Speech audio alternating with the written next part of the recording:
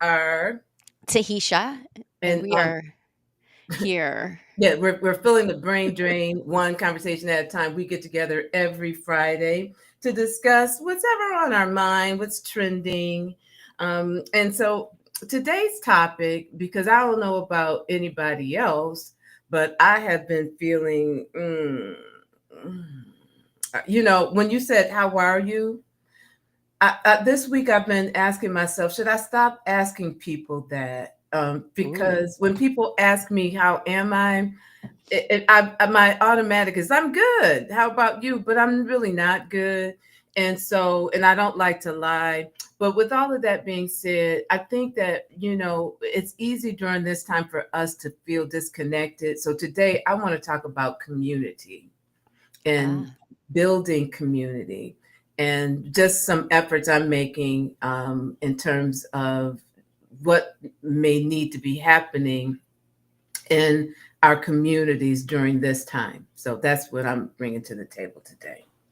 Well, I love that. I love that for this beautiful Friday. I want to talk about, and I didn't. I told you right before we jumped in that I didn't really have much, but I do have something. I want to talk a little bit about communication and just like how we receive communication, and we're getting so much right now that I think it kind of leans into that like sense of community that we have. But let's get into it. Yeah, let's get into it. So I, one of the things that I really pay attention to news, not well, and not cable news. I'm not a cable news watcher, but information. Let me put it that way. I really pay attention to information. And I know that in the outside world there is there protests going on, right? But you're not really seeing that, in our news feeds. You're just not seeing it. And so during this time, I think it becomes, while we're being inundated with a lot of information, and for some people they're excited by it, but for other people they're alarmed by it. But there might be a sense of isolation, and that things are not happening, or there's no movement, and there is. But I think one of the things that is going to be, I think what is happening now is an opportunity for those people who have a different vision for what life in the world can be, to start building that despite what is going on right now.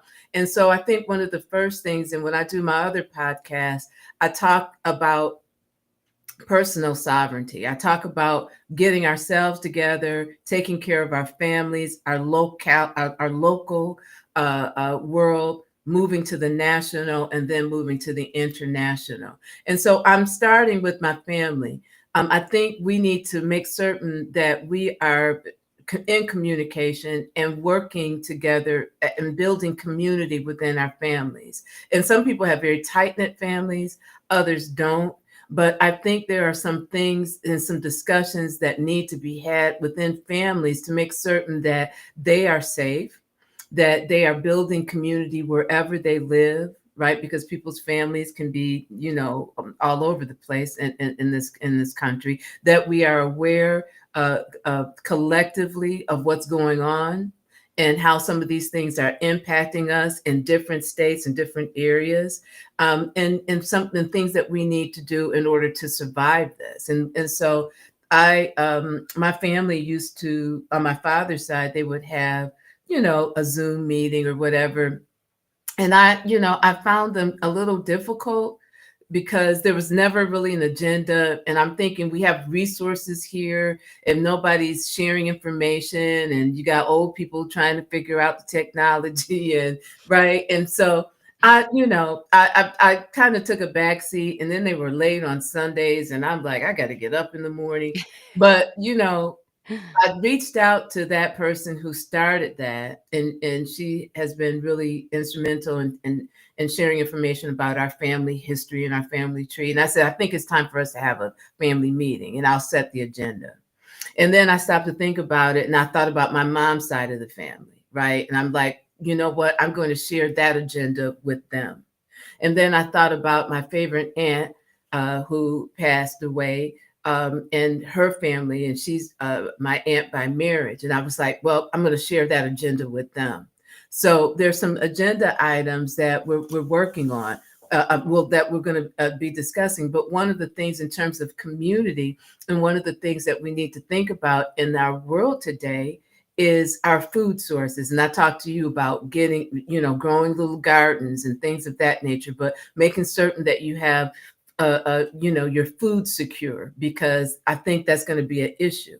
Um, making sure that you are connected. So I just want to pause you for a second because you've laid out a Okay. bunch of stuff already. And so I just Yeah, want to pause you for a second and go just ahead. check in for anyone who's watching. So Melania's talking about communication and like how do we communicate in these trying times.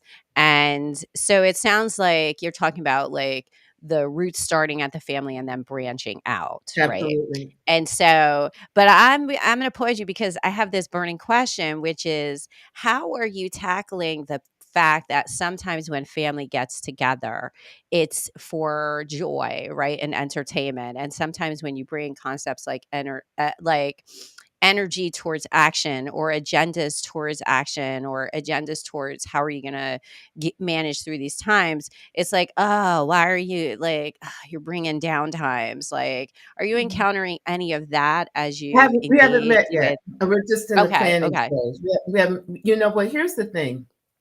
I don't have time for people who want to be asleep. Because if you want to be asleep, this ain't the time. So go ahead and be sleepy on your own. But I think as a person that really works to stay informed and to get factual information and to connect the dots, I'm going to make certain that my family understands what that information is and how those dots are connecting and how it's going to impact them. What they do with that information is on them. And this is really an interesting point for me because I'm not particularly close with my family, right? I mean, I'm a lone star. I'm a loner. I'm a loner. But here's the thing: I love my family, and I want to see them prosper and survive past this. And as an African American, I'm tired of us trying to just survive. So I think this is an opportunity as people of color collectively, if we decide to work together, it is an opportunity for us to stop just surviving in the United States and figuring out a way to thrive. And it starts first with family. It then starts with building community and being active and involved in your community. It also means attaching yourselves to national causes and having those numbers, and then looking around internationally and how you can support international organizations and causes that represent the people all throughout this world. Because really, in reality, people throughout this world are really under attack. They might not know it yet, or maybe they do. Maybe we're the last to know, to come to the party. But those are the kind of conversations that I'm starting to generate. Um, I want them to be all aware that on February 28th, there's an economic blackout that is being called nationally. Which is a great call in because I believe the 28th is a Friday, right? So I was even going to say to you, do we even want to do this podcast next Friday? Because technically, if you're really doing an economic blackout, this would be one of those sources, platforms, places where people do earn money. Is it a complete blackout? I know some people are doing returns on that day, like they're saving all their returns and doing returns on the 28th.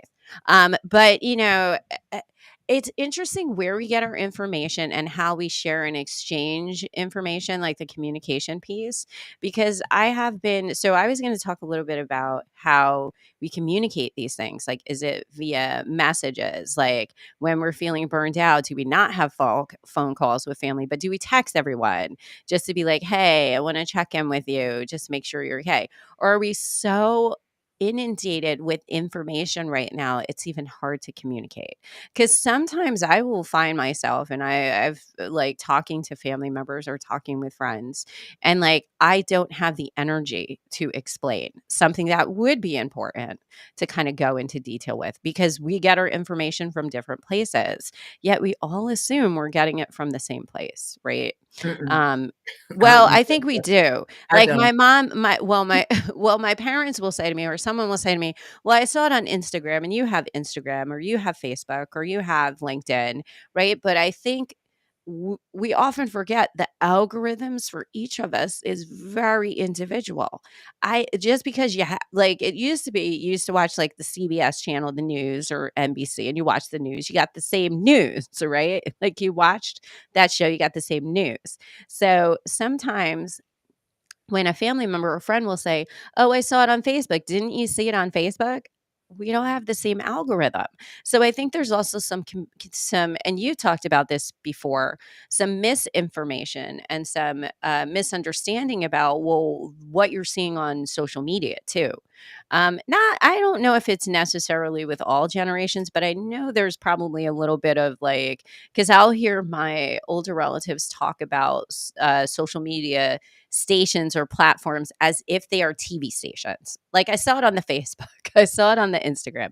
Like, do you know what I'm getting at when I say that, right? Like we're all getting that same stream of information, but my stream of information is markedly different from anybody else out there because it's so customized to advertise to us. So social media is probably the worst way to get our information.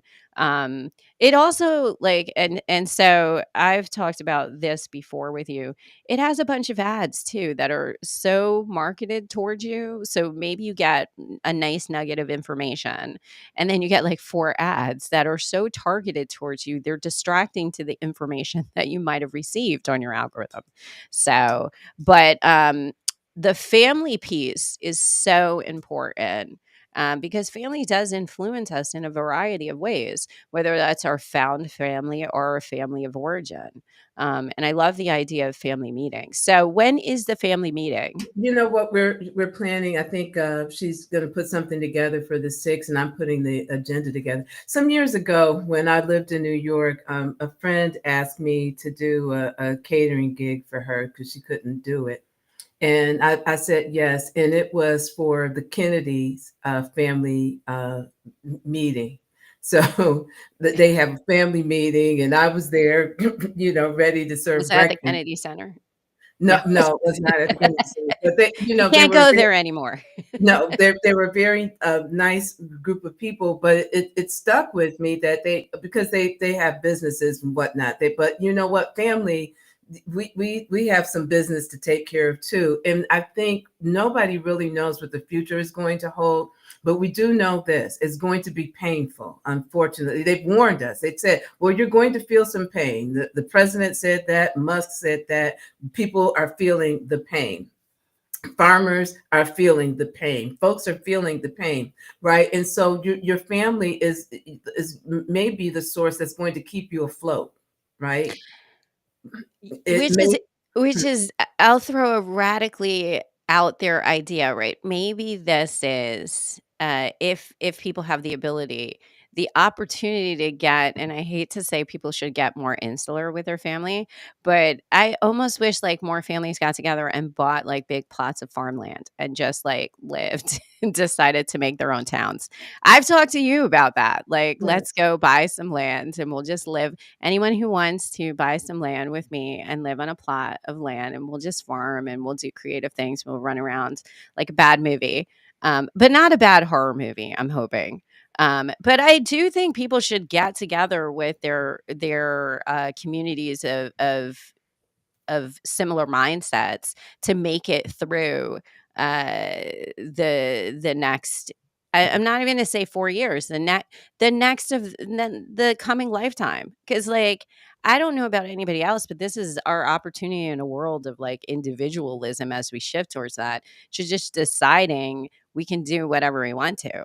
Like part of me is angry at the government shifts, but part of me also says, well, you have a government that sort of doesn't care about certain pieces of the law and says, like, this is what we're doing and we're doing it. And it's a very, like, sort of, we're going to charge forward. But there's nothing that stops us from being big thinkers like that and getting together as groups and having big ideas and maybe deciding to live out our lives in a different way. Absolutely.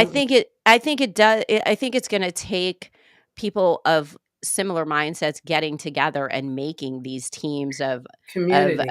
entrepreneur and community and kinship and deciding, "Okay, I don't like this, but we all like this thing together, and we know we can build towards this."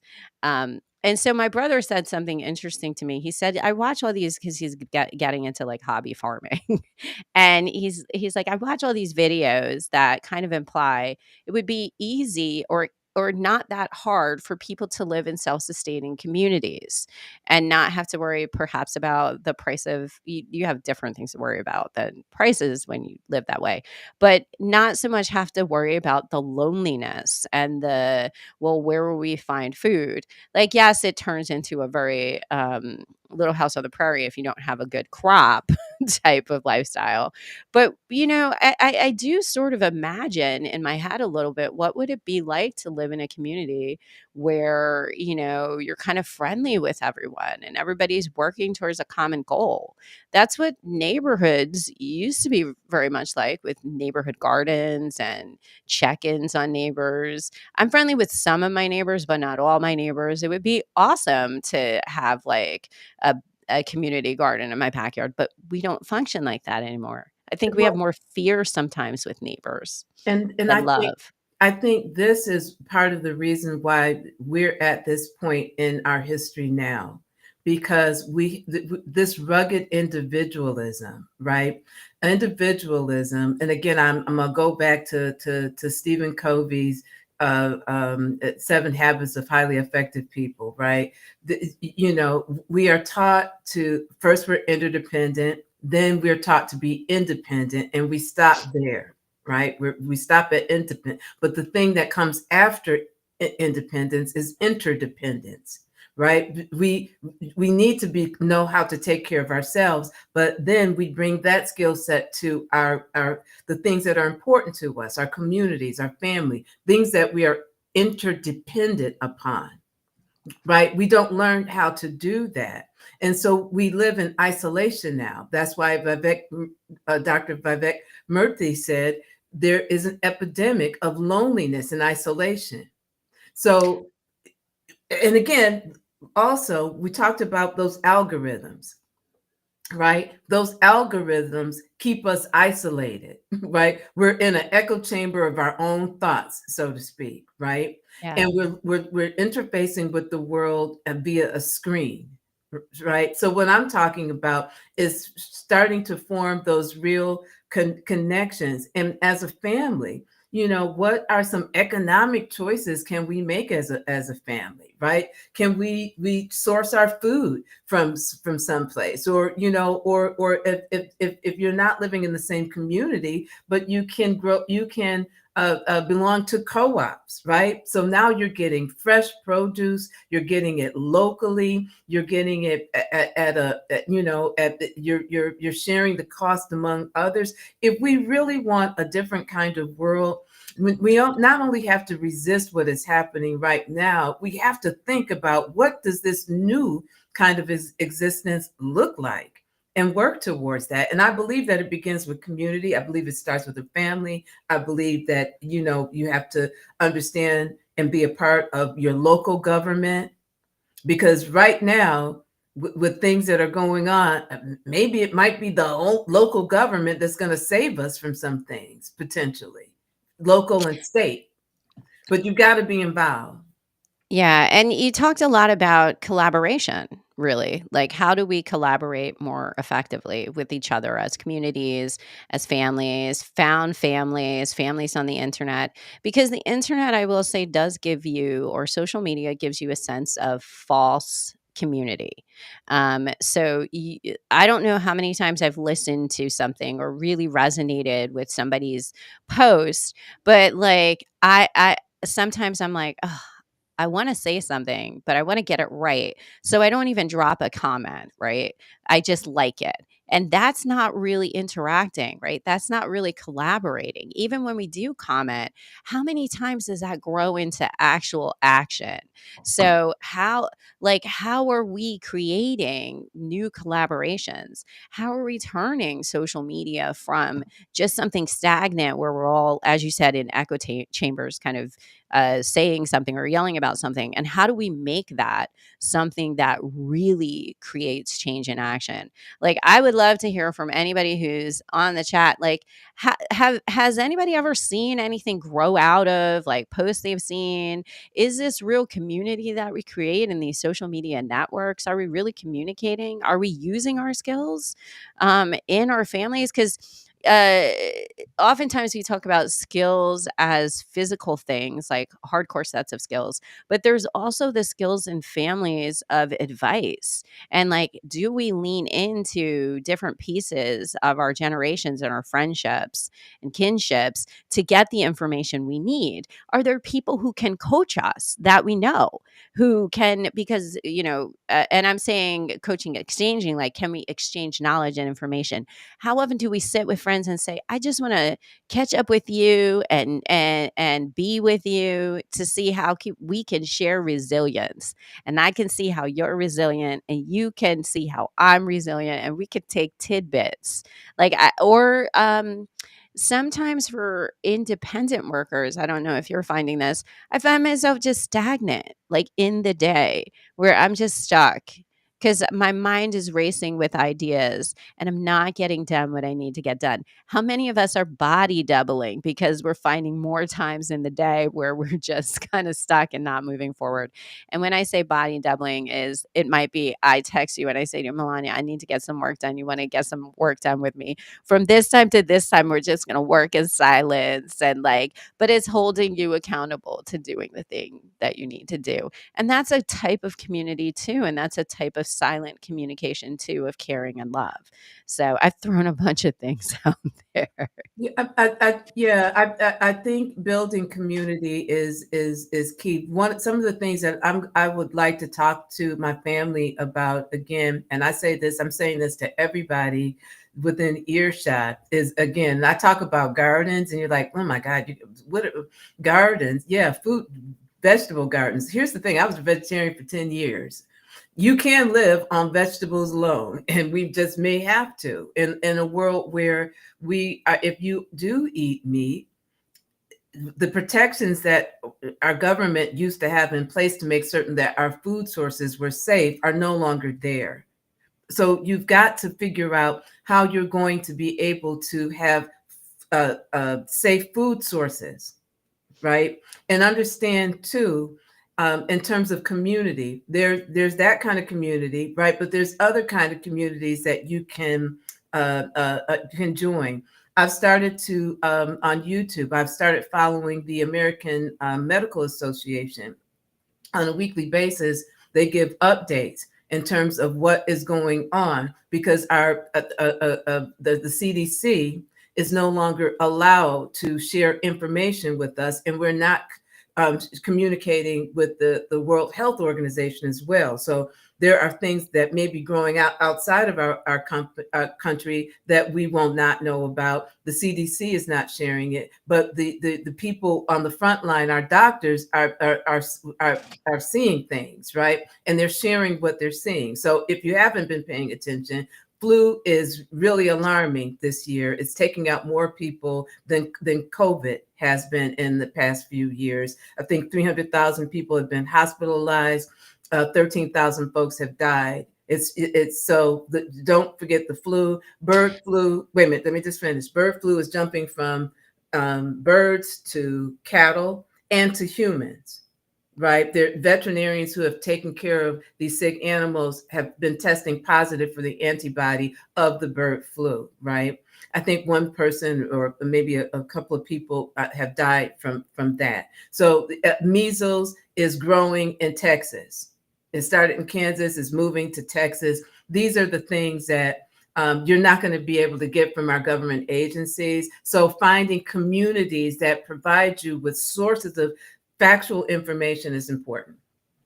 Yeah, and the only thing I was gonna add is if you listen to the things that Melania's talking about, they are vaccine in some cases, vaccine preventable diseases that we do have vaccines for.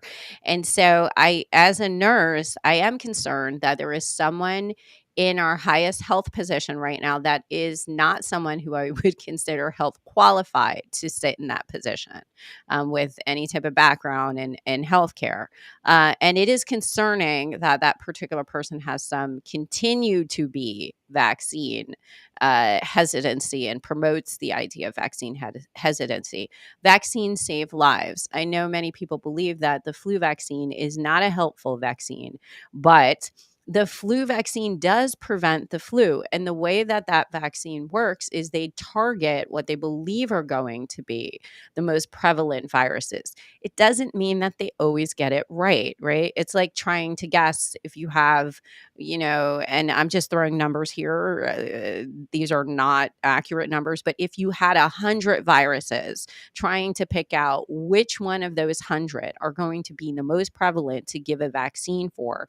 And so you target those. So let's say more people get exposed to like the one that perhaps wasn't in that vaccine profile, you might see more people end up with the flu, that version of the flu, because there's not just one singular version of the flu. That said, people can get the flu vaccine up until I think up until March even. You can get it You can anytime. get it whenever you want to. So if you feel like you were late on it or didn't get it, go get it. I would say people should be getting the flu vaccine. They should be getting the pneumonia vaccine if they're qualified for it and they have any risk factors for it, because pneumonia is prevalent and it is one of those things that's tied in with the flu. The COVID vaccine, you still have to get the COVID vaccine. If you're older, our age group, and shingles is going to be a risk for you, the shingles vaccine, right? We grew up with chickenpox without being able to get a vaccine for chickenpox. Anybody who got chickenpox knows that was not fucking fun. So why you would not take a vaccine to avoid diseases boggles my mind, not Smallpox. just as a nurse, but as a human being Right. I don't. who's I just don't get it. And as someone who's taking care of patients with shingles, my nightmare would be to get shingles. It is horrible. It is painful. If there's something out there that prevents it, I'm right there getting it. I knew someone who was so afraid of the shingles that they begged their doctor to if they could have it earlier. So, but now we're at this point where there's a cadre in our society that's like, yeah, um, preventable diseases, vaccines, I don't know if I'm down for that. I would rather take my chances because the rugged, when we were back in the rugged times of pioneers, we didn't have vaccines. Yes, but a lot of people died on the Oregon Trail. Like, I know all the white people who played that game. Like, a lot of people died on the Oregon Trail. We don't want to go back that way. Like, that's not where we're headed. And since you mentioned vaccines, and I thought about our favorite person, RFK Jr. Jr. That's not his real name. I know I'm adding extra juniors there. But I will say I did find it interesting. He mentioned like health retreat, like camps. And immediately, like he talked about like getting rid of mental health medications and having people go to like wellness retreats. And I thought of those sanitariums that they used to have in the 30s and 40s. And I also thought of those medical health internment camps where they used to take people with disabilities and sterilize them and do horrible treatments to them. So I had all of these nightmare visions of like, oh, I see. We're not giving medication anymore. We're just putting people in places and we're not giving vaccines. But healthcare will get cheaper if a lot of people die from preventable diseases. I'll throw that out there. It does make me sad that there's a lot of misinformation about health and medicine and what you should be doing and what you shouldn't be doing. And which follows with GLP-1s, right? Like that's a relatively new treatment for um obesity and weight gain, right? And people are trying to use it just for like to not for significant weight loss. But like people won't get vaccines, right? Vaccines have been tested for at least 100 years now, but they're willing to take a weight loss medication that has not been tested as long. Like, mull on that. How superficial are we as people? Like, That's I'm willing to roll the die and take some and inject. I don't even like shots. Most Americans, most human beings don't like injections. And every single GLP commercial is like somebody getting a shot and they're like, I'm gonna lose some weight. And there's always someone who looks like thin too. I'm just to point that out. But like vaccines, which are also shots, like you have a whole group of people who are like, don't get that. They didn't test it enough. It's not gonna be good for you. It might prevent you from dying, but no, not tested enough. And nobody's asking about GLP-1s. And I mean, I'm not saying they're bad. That's not what I'm saying. But I'm just saying there's no logic there with the American public. Yeah, but I mean, people will inject themselves with Botox. Well, tox means toxin, that's Yes. poison, right? So they inject And it's themselves good with. for some things. I don't know if you should just take it for cosmetic reasons just I, because I know it's been used to treat migraines, right? And so yes, it helps with migraines because yeah, it what it does is it uh they kill something. it doesn't kill anything. It paralyzes, the muscles in your face. So, for some people with migraines, they notice that so it's they notice that people migraine sufferers were having some relief because when they were injecting it in the face, they were hitting certain areas, which allowed some relief for certain types of migraines, Yeah. that are out there. And that's not the full scientific explanation. So before we entered this chat today, Melonya said to me, I have a Thursday hangover. These are too angry, too early. And I thought to myself, wow, 9 a.m. is early. And as we entered, I was like, and do I have a hangover too? Just a sleepiness and over. But like at Friday, I always feel like I'm like, thank goodness it's Friday. And then I remember I work for myself and that doesn't matter because I'll still be working on Saturday and Sunday. So Yeah, yeah, there's a psychological something to it. So you know what, I want to talk a little bit about communication in a second, but uh, because I think we're going to have to change our modes of communication. But when I talked about that family community, some of the subjects I think families need to have it is again, I start off with gardens. You got to secure your food. How are you going to save money? Everyone, there are some economic boycotts going on and being planned, but I think that each and every one of us should have our own economic boycott. I'm only buying what I need, and that is food and gas. That's it. The clothes that I have on, that's what I'm wearing. I'm seeing a lot of quilted clothes in your future. Yep, whatever. Okay, Yeah, but these are okay. So don't like hate me. communities were made up of skill sets, right? So you might have someone who was a sewer, someone who's great at growing gardens, someone who is great at finances and figuring out Yes. how like because there is like a strategy to a family, right? But like most of us are very tiny families that don't like like I'm literally out here of one, right? So I'm like, what are who can I grab? Like I'm thinking of how to make my own family of skill sets and needed during the times that are coming. Yeah. I can grow stuff just so you know, Melania, in case we decide we have to resonate and have a farm someplace, a community. But it seems to not be for it's like plants, it's like house plants. It's air plants. Can you eat those? I'm sure you could eat anything. So here's the thing about farming. I You follow this can't eat guy anything. called he's called Lead Farmer 73. He talks about creating What was it again? Lead Farmer 73. He's on YouTube. He talks about creating a survival garden. And some of the things that he said, he said he said it doesn't take long for your garden, your vegetable gardens and fruit gardens and trees and nuts and all sorts of things. He's in Georgia, I think, but you can. My mother used to have a garden. I think it's a great thing to do with children. Get them off of those screens. Get out there and if you've got a porch, a balcony, you can do container gardens. You can do raised gardens. They don't always have to be in the ground, especially if you're renting. If you can find some sun and you've got some water, then you can grow some food.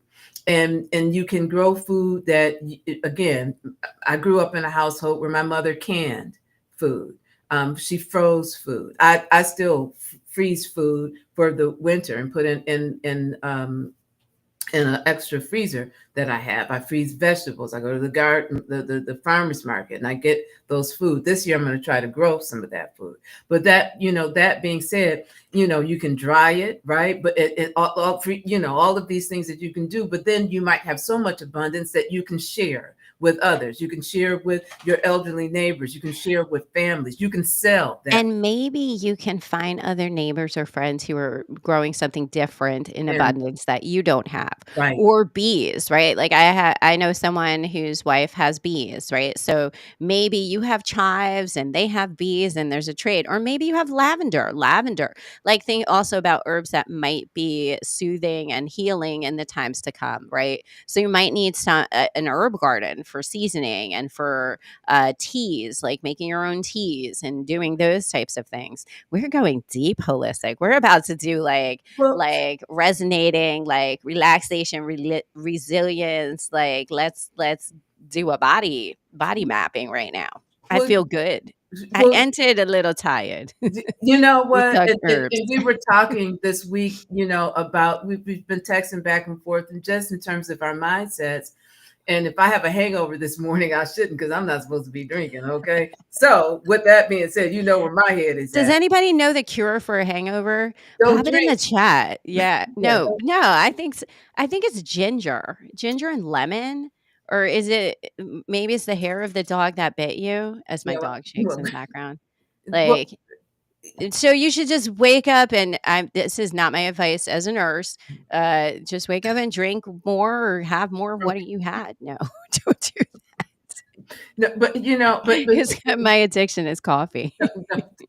no, but these are the things that, again, that we can do. And I think that is really important, again, for us to get off the screen. Get your kids out there. If you have children, help teach them how to grow their own food. Help them to have a connection to the soil. Indigenous people throughout this world understand the connection between the human and their environment. And they have a respect for their environment because they understand that they get the air, the water, and the food from this planet, right? And so if we can start instilling those belief systems and those values in our children, they're going to have a bigger understanding as to why they are going to continue to have to fight to save this planet.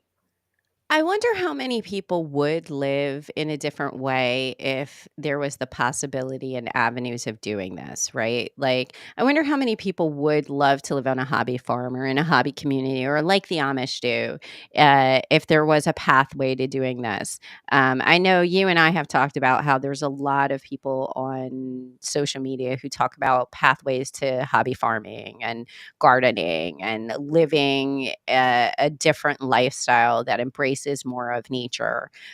But a lot of times the barrier is the financial piece and the work piece, right? Like if you're living in the city, it almost feels how am I going to have a garden if I don't have a place to have a garden?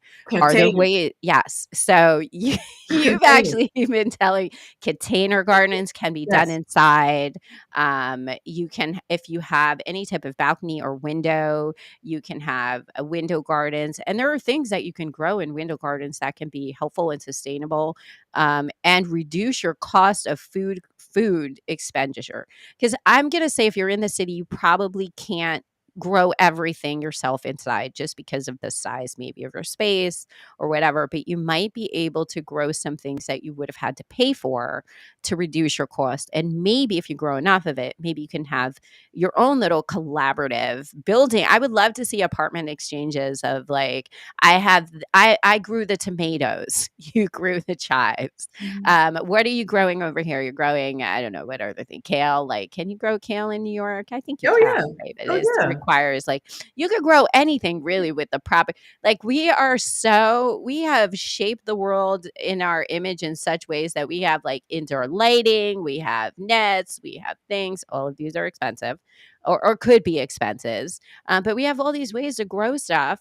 But then thinking about it another way, like, could you get together with people in your building as a way to like even open up community? Hey, let's have a community garden because did Right. you see the price of eggs? Yeah, we can't have chickens, but maybe we can grow all of these other things if we each decide to own a piece of the apartment farm.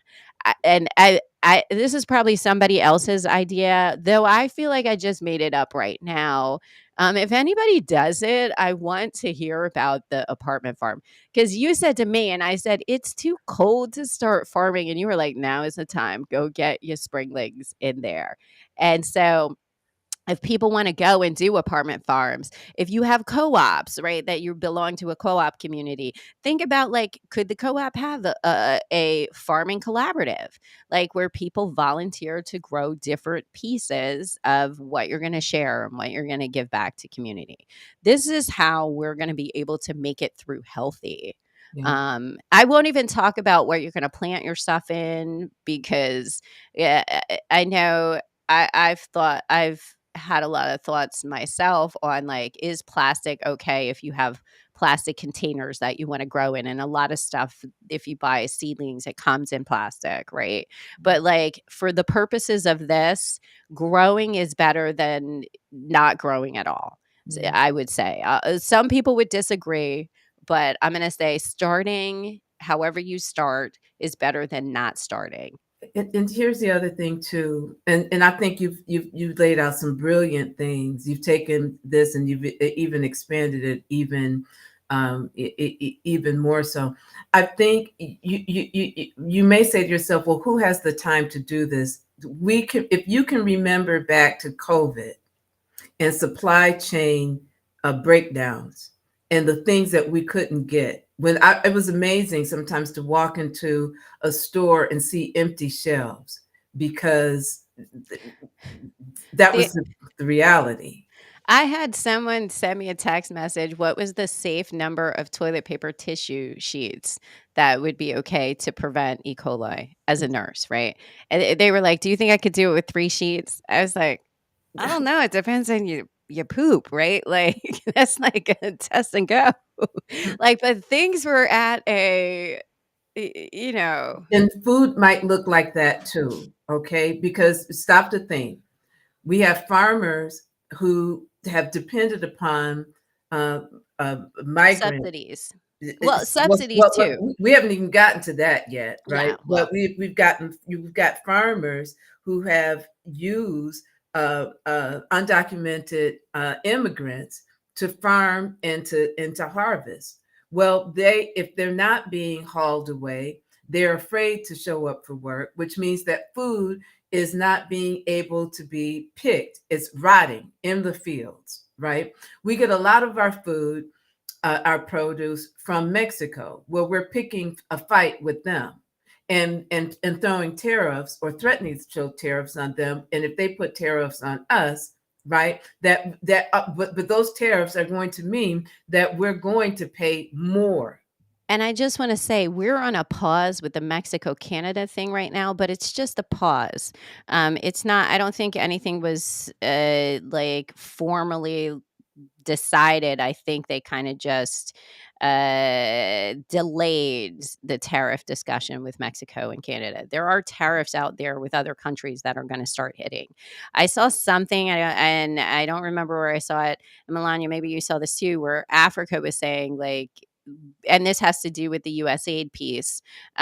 If if we're not going to be global citizens, then why should they kind of be supporting us through a lot of our metals, right? And our mining things that we use in technology come from Africa. So there was, there is this thought in and I'll say the US maybe, and it's that Africa is just images of people starving and that they don't have resources and that they don't have something that we need, and that is false, right? We're global citizens. We are all global citizens. We should be helping each other. So I do think you're absolutely right. Not only food shortages, but the potential to also have technology increase in price because we're not able to get what's needed to build those types of technology. And so how can we start to, as people who we may think we have no control in these times of we're of misinformation, and it almost feels like something's changing every day. We may think we have no control, but how do we lean into our local communities and our friendships and kinships to start to create those support systems? How do we say to each other, hey, this is the block that we live in or live on? How do we get together, and how do I know my neighbor better so that I'm not fearful? Because a part of this is also the fear. If we're afraid of our neighbors, then we won't collaborate and communicate with them to say, like, hey, did you see that thing, that report? No, I didn't see that. My algorithm's different, but here's what I did see, and here's who I did talk to. And they're in the town council and they told me whatever, and this is the truth. Like, a lot of us don't have conversations like that. And so this might be the time for us to move from the very capitalistic piece, which is like, I got to go to work every day. I got to put 16, I got to put 8, 12, 16, 20 hours into my job. I have nothing left. I'm exhausted. I don't have time to talk to my neighbor because I'm very tired. To, you know what? I need to make a relationship with my neighbor because it might be the thing that saves my life, right? It might be the ability to knock on my neighbor's door and say, hey, do you have a cup of milk that I can borrow and I'll give you an egg, right? We have to maybe think about, what does it look like to return to those types of relationships with neighbors where we're sharing and we're trusting them versus, I don't know who that neighbor is and they're very noisy and I don't like them. Now we're going to need to lean into our community even more. Instead of closing our doors and being afraid, we perhaps need to open up our, because there's a reason why we chose to live in the communities we live in. And even if you didn't want to live there, you're there. So how are we going to make the best of it? Because we're going to have to make the best of it. Yeah. Personally, I want to move to a farm someplace. Who wants to do it? Let's go. We'll just buy a big piece of land. And I think Anything I about think farming. there's that. I think there is, but again, we also have to. I'm gonna spin off a little bit, because I was sharing with you. I texted you yesterday that I have been seeing images on YouTube about mudslides and massive floods in California. And I noticed that I wasn't seeing them, pop up in news And feed in Kentucky too. I in saw that Kentucky there's too, right? been issues in Kentucky. I noticed that those things would headline, right? I mean, news feeds, right? But they're not anymore. And also understand, again, one of our protections in terms of Do being they able. even have FEMA if it was in the headlines? But I don't if it they would, get help. even with FEMA, but the national weather, whatever is NOAA, but the information that warns us about storms and floods and things of that nature has, to some extent, been silenced because this administration does not want folks to understand that climate change is real, right? And so these stories are not Why being. are you trying to trick the people? Okay, climate change is not real. This You know is who knows? all just decided by God. You know who knows climate change is real? The insurance companies. Oh, yeah, because 'cause they've started to draw back on, Yes, their insurance claims, right? they know. I wish I owned an insurance company and I could get people to just, like, give me money just in case something bad happens. Like, what a deal, right? Like, that's fantastic until the bad stuff happens, which is what's happening now. They're Until losing so much money because there's so many natural disasters, people are sicker, like, it's just amazing how like how the insurance companies are very like, "Oh goodness, we're losing a lot of money." But they're billion dollar companies. So I feel bad for them, but not I really. don't feel bad for them. I don't feel bad for them. I mean, but like I said, they do. They do know that there is climate change. They do. They absolutely do Yeah, because you know get that. that notice you live in an area that no longer will be covered with As fire insurance as or people in Florida, flood insurance. California probably has the fire insurance thing where they're not gonna do right? if there's a Yeah, fire, and which is an interesting concept because fires actually are one of the prevalent ways that people lose their houses with heat and all the electrical wiring and up the and it like the US News, I think it was US News, had an entire cover about like how house fires were last year was one of the most, pressing issues when it came to things that people would encounter. I almost had a house fire the other day with a fireplace because I was being silly and I had a napkin and I was like, I'm gonna throw it in the fireplace. And the wind, because we're having some wind, came it it was comically unfunny. But in that moment and the cat just watched it all. Like she just stared at me like this idiot just threw a very light napkin into the fireplace for no reason. And she just sat looking like this is how we go. mhm, The dog was not. He was very anxious when it all happened. yeah, But yeah, yeah. yeah. You should not live alone. Anyway, you I need to. don't live along. I have a dog and I have a cat, and You should be monitored at all times. I'm just saying. So let me hit a couple of more points in terms of those conversations with our family. So we should be talking about our food security. We should be talking about saving money because in the backdrop of where do everything you recommend saving money?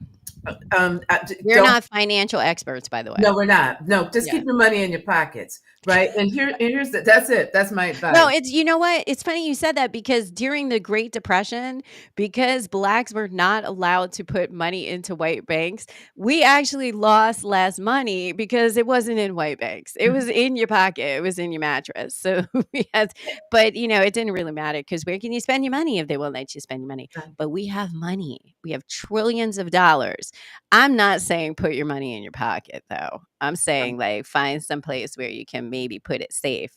Maybe Yeah. have a couple of dollars in your pocket. Yeah, but also in the backdrop of all of this, what folks really are not paying attention to is that our country is in a decline economically and compared to other countries, and we're going to feel that pain. So we need to figure out how to protect what money we have because the debt that we are growing, that bill is going to come due one day where other countries are going to say, we want our money. We don't trust, you're no longer stable. We don't trust you. We want our money. And that is going to cause a collapse in not in just the United States, but other places as well. You got to be prepared for that as well. Or Education. we could just not pay it, right? Oh, Like they could come a call in and like the debtors, we could just be like, I'm sorry, they're not here. yeah, yeah, Click. yeah. The US is not here when they call, I'm right? sorry. They come No, a call in. you're I'm wrong, sorry, you have the wrong number. wrong number, How right? much do we owe you? 96 trillion? No, I, I'm sorry. I'm She sorry. I moved. don't know. I don't Lady speak. Liberty, she's I don't. no longer in the Whatever language residence. you're speaking, I don't understand it. I know what you're But saying. these are the things that you have to think about. The other thing I think families and communities have to think about is education. Right? Yes. Yes, you may go to a public school. Do not depend on them educating your children, right? So Particularly if you have education needs. 504 plans, there's a lot of discussion what will happen with some of the education plans that are in place for children who need them to accommodate for learning disabilities and physical disabilities. Some of that is out there on the discussion board and might be changing, which I find fascinating because one of the efficiency leaders, right, um, Elon, like he actually has a bit of neurospiciness. So it's interesting to see him not weighing in on that piece. But he's rich enough that he would never have probably needed to have to use an access plan for educational learning. So yeah, so far we've talked about let food, we've talked about education, me finances. just say one more thing about education. When we're talking about community, right? And I'm going to be doing some research on this, creating community educations, like community weekend schools, right? What could that look like? What are spaces that you can have those kinds of programs? Libraries are one, right? They have always been a gold mine in our communities, right? And pay attention when if libraries begin to close, because that also means that they don't They're want you publicly to have funded. they don't Usually, want yeah. have information, but community centers or whatever. But you're going to have to augment your child's education, and so these are the things that families need to think about, whether it is online or whether Online, get to know your neighbors, rotate houses, right. find this is our chance. We complain about loneliness in the US and worldwide, but sometimes a driver to get out of your silo and your box is need, right? Like the need to address these things that might be lacking might open us up to greater spaces and greater belonging. So I'm trying like we don't want to be downers, right? We're I not think this is we're just uplifting. It's what? giving us power. No, this is empowering, right? So don't think of this as like, oh my gosh, one more thing to worry about. This is empowering because when you know, then you're prepared. And it's not like catastrophic. Oh, nobody knew this. I didn't know this was going to happen. So we want to empower you by educating you and preparing you for these are some things that might happen. And this is the time more than ever to lean into community. I don't like people. I say that to you all the time. I don't like people, right? But I'm gonna have to get out of my box and be like, who are my neighbors? I love it. Who can I trust? Right? Like, is it my most for anyone who lives in the town of Merchantville, I'm going to give a shout out to an obnoxious house on Maple Ave. Maybe it is not the Maple Ave house in Merchantville. That's a tongue in cheek call out to that person. Maybe that's not my neighbor, but maybe the neighbor that is my neighbor is the guy who showed up the other day and was like, let me tell you about this guy I love who's anti government. And I was like, who are you? I've never met this neighbor before. And he said, I'm empowered because I see what's going on in the world and I wanted to go around to my neighbors and make sure they were informed. I was like, ooh, neighbors getting out here talking to neighbors. I saw something on Instagram where older gentleman had a party and invited all his neighbors. Now is the time for us to do this. Let's show that we are strong as communities, that we are strong as Can I communities. just say one more thing? Maybe. Let me just say this too, because you talked about communication. We're going to have to take these conversations offline because we Yes. are being surveilled. And if you, I mean, I'm just looking at my Facebook, right? I'm just looking at now. I no longer see information from. Stop making me more nervous. I'm not saying You mean every time the screen kind of flickers, maybe no, someone's watching no, me? No? no, Okay. no. What I'm saying is that you used to get feeds from the people, your friends, and your friends, Yeah. right? I don't see those anymore. What I see is this other generic stuff, right? But I have to go My into feed gets restricted. For anyone watching, I've gotten notices from I'm not gonna say, well, we all know where the notice came from, but it's like what you posted might not have. We have restricted it for the safety of some of our members. Like I don't think any children follow me, to be honest. Like, and I always say whether my content is like not appropriate for the for younglings. I think everything is, but I've been restricted a few times where it's like it's going to show nowhere. Yeah, So yeah. And and so, I didn't post anything but so, really, like, controversial. understand, because the folks who were sitting on that podium behind of the president during the inauguration are tech people, right? And so everything is monitored. And I've been screaming about this all along. And don't think AI is your friend. It's taking your information and it's learning from you, and they're learning what you're investigating. Okay. You know, that's why I love it. I feel like a small little chaos demon when I talk with AI, and I'm like, "AI, what do you think about the following?" It's just dropping pearls with my AI. One other thing, and I've talked to you about Microsoft that has embedded things into it to be able to look at your screen, take screenshots. It's called Microsoft Recall. Every 10 Okay. seconds, it's taking screenshots of your screens. You got Copilot embedded in it. So you got a phone that tracks you everywhere. So as we go through life and as things become more restrictive, leave your phones at home. That's why I'm probably hard to reach, because like, I put my phone somewhere and then I forget about it. You know what? I'm not even talking to you. I'm talking to the American people. See, because she's just, you know what I'm saying? Like I said, she needs to be monitored all the time. I already am. You just told me Copilot Everybody, and yes, you are. Google, But hear me when everybody's I talk now. monitoring When me. I talk, when Listen, this hair is big. You think I go out and it's not monitored? My favorite is when people are like, "Where are you from?" Right? I'm like, "It's obvious where I'm from." Here. No. but I'm saying, and if you're really having a real conversation, turn off your speakers.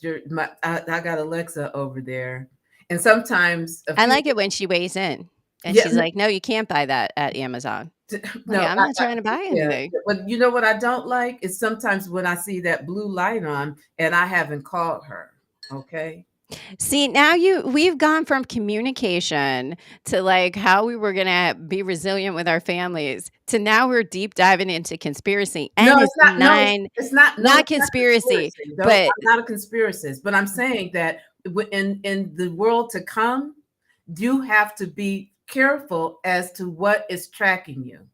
uh-oh. Oh, We got go ahead, somebody in Miss the chat. Dr. Harry. Harry Y'all have two people Dr. positioned Harry in my Petaway has hand. come into the chat. Oh, yeah. Team Melania when it comes to We AI. have Thank two. you, Dr. Harry. Yes, yes, Well, yes. that's because listen, It's and the it's sadness but begins. here's the other thing too, and I also understand this as a I family I and as just wanna say I've also been scammed a couple of times doing ridiculous things on the internet, so no one should trust me when I talk about, like, anything technology watching you, because like I say to you all the time, a good algorithm for selling me something will definitely get me.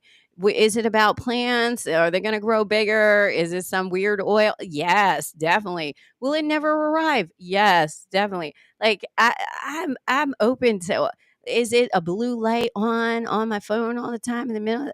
Who's watching me? I'm like, all right, AI, come on. That shouldn't is I live with many people in this house, but sometimes I feel like my best friend is the little AI, and you tell me it's not. that's what they want you to do. That's They what they do. want you to do. And stop to also think about this. It's If, so if, friendly. I if don't even realize it's gonna murder me. Right. If knowledge is power, how powerful is Elon Musk right now? If information is power, how powerful is he? He has all of our information. And that information will Well, he be was supposed to give it back. that information will I be mean, used don't you think against he us. will? I mean, didn't they say no? No, actually, they said no, and then they said yes. I think the Doesn't latest thing matter. was he's But allowed to that go that back to no. that horse is out the gate, okay? It's just right? Well, how do you unsee something? That's what I wondered. I was like, how do you, even if they were in there and then they left, like, how do you unsee what you saw? Well, Like, that would be me going into your personal records, right? Like, I'm taking care, like, whatever. And I see something and I'm like, I can't forget what I saw. I saw it already. but when we talk about communication and when we talk about AI, right, also understand that they're going to employ it in as many ways as possible, right, so that they can cut people from jobs. That's another reason why you have to be in community and why you have to have support systems. A lot of people are going to lose their jobs.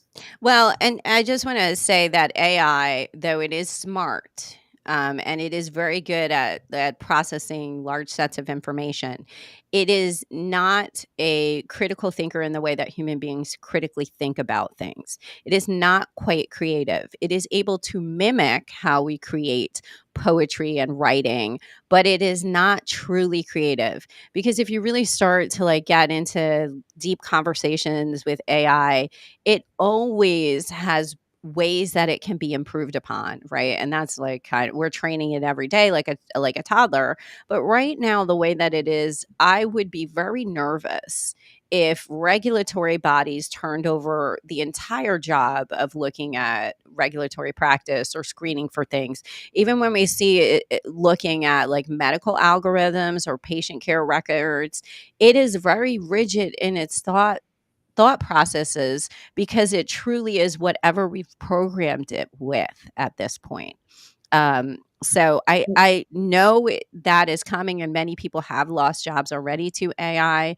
But I think we have this false sense that it is a better replacement for human beings, and it's not. I think that if we were smart, we would see it as an adjunct to expanding our minds to process information in a faster way, and we're kind of managing sort of how it goes out there and kind of helps us. I'm not It giving it my information. I'm not. I barely use Chat GPT now. I'm Oh like, my god. I'm not. I'm not going to lose my brain cells. And families need to have those kind of conversations because these AIs are being implanted in things that our children are going to interface with. They are going to become less critical thinkers, and we're over our time. We are. We are. And I agree with you to a point, but not quite.